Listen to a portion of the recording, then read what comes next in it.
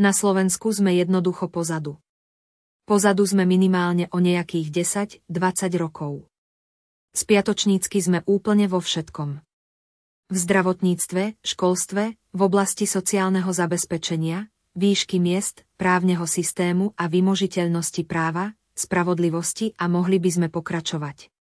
O zahraničnej politike ani nehovoriac.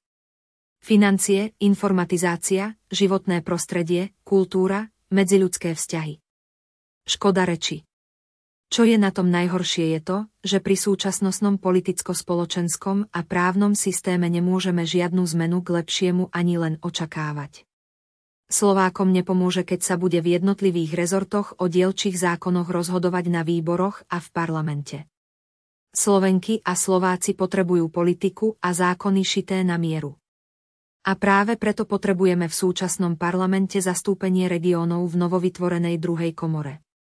Na Slovensku existuje množstvo šikovných a pracovitých ľudí, ktorí dokážu doslova zázraky. Stačí iba, keď títo ľudia dostanú šancu pôsobiť v politike a zveľadovať tak svoje regióny. Potrebujeme si ich iba demokraticky zvoliť v jednotlivom okrese a kraji a dať im šancu.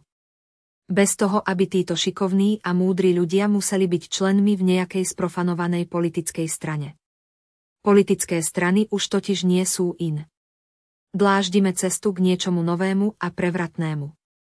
Dávame vzniknúť slovenskej priamej demokracii, ktorá prepíše dejiny Slovenska a možno aj celého stredoeurópskeho priestoru. Tak neváhajte a pridajte sa k nám. Na každom záleží, každého potrebujeme.